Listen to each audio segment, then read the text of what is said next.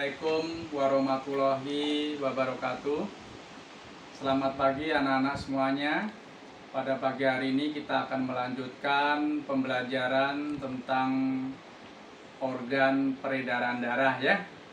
Pada waktu kemarin kita sudah belajar organ peredaran darah yaitu tentang jantung.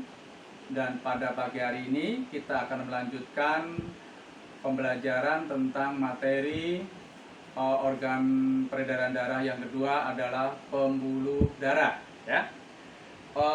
Pembuluh darah itu dapat kita artikan adalah sebagai salurannya atau selangnya, atau kalau bisa dikatakan selokannya, tempat mengalirnya darah ya. Di sini pembuluh darah harus dibagi menjadi tiga ya, yaitu pembuluh darah nadi atau arteri, yang kedua pembuluh darah balik atau vena, yang ketiga adalah pembuluh darah kapiler ya. Untuk pembuluh darah nadi mempunyai ciri-ciri: satu, letaknya agak ke dalam di bawah permukaan kulit yang dalam ya. Jadi kalau kita lihat dari luar tidak tampak, tapi pembuluh darah nadi bisa kita temukan yaitu adanya denyut nadi, yaitu ada di pergelangan tangan kalau kita tekan ada denyut nadi. Denyut nadi ini seirama dengan denyut jantung, karena jantung berdenyut memompa darah, akan darah terpancar atau terdorong melewati pembuluh nadi yang akan mengalir ke seluruh tubuh. Dan juga bisa kita rasakan denyut nadi ini di bawah telinga, kita tekan, di situ ada denyut juga ya. Jadi pembuluh nadi tidak tampak dari luar, adanya di bawah permukaan kulit agak ke dalam ya. Kemudian dinding pembuluh nadi tebal, elastis, walaupun tebal tapi elastis ya. Mengapa tebal? Karena pembuluh nadi berfungsi untuk mengalirkan darah yang mempunyai tekanan tinggi karena dipompa oleh jantung. Kalau nanti tipis bisa pecah di sembarang tempat ya. Kemudian darah yang mengalir di pembuluh nadi atau arteri mengalirkan darah bersih, yaitu darah yang banyak mengandung oksigen dan nutrisi yang akan dikirim ke sel-sel tubuh ya. Kemudian kalau pembuluh nadi ini terluka atau teriris, darah akan memancar, tidak hanya sekedar mengalir tapi memancar seperti air mancur ya, memancar ya, karena mendapat dorongan pompa dari jantung ya. Kemudian itu untuk pembuluh nadi.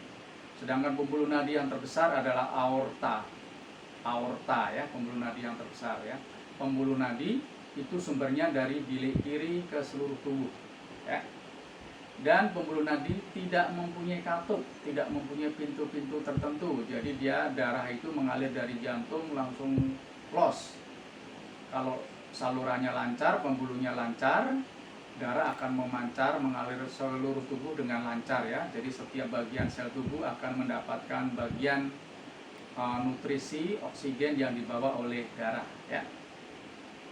Kemudian yang kedua adalah pembuluh darah balik atau vena.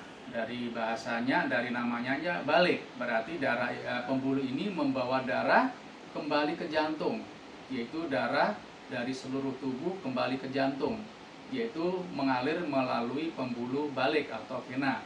Darah ini banyak mengandung CO2, berarti darah kotor ya.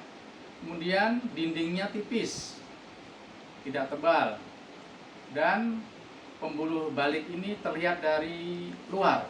Kalau kita perhatikan di tangan kita atau badan kita yang berwarna kebiru-biruan, itu adalah pembuluh balik. Kalau ini teriris, terluka, darah tidak memancar, tidak mempunyai tekanan untuk memancar seperti air mancur, tapi hanya mengalir, menetes saja ya.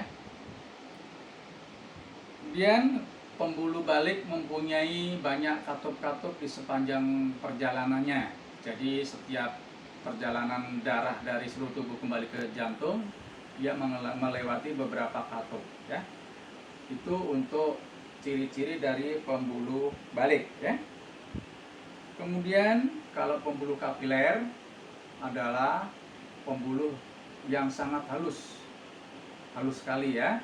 Itu adalah pembuluh yang merupakan pertemuan ujung-ujung dari pembuluh nadi, arteri, dan ujung-ujung dari pembuluh balik atau vena. Jadi ujung-ujung dari pembuluh tadi, yaitu antara nadi dan balik, saling bertemu, dan disitulah akan terjadi pertukaran atau penyebaran oksigen, nutrisi ke sel-sel tubuh yang membutuhkan, dan membawa kembali CO2, kotoran-kotoran, sisa-sisa racun dibawa ke jantung lagi melalui pembuluh balik ya. Ini sekilas tentang pembuluh darah kita. Supaya darah mengalir lancar dari jantung ke seluruh tubuh atau sebaliknya dari tubuh kembali ke jantung, maka salurannya harus bersih. Seperti got kita, solokan kita, kalau bersih air mengalir lancar. Makanya anak-anak makan yang sehat, tidak boleh makan banyak gorengan karena banyak mengandung lemak. Lemak itu akan mengendap di saluran, nanti akan mengganggu peredaran darah kita ya. Tetap jaga kesehatan dan tetap semangat ya. Itu yang Bapak bisa sampaikan pada pagi hari ini. Mudah-mudahan anak-anak dapat belajar dengan nyaman ya. Wassalamualaikum warahmatullahi wabarakatuh.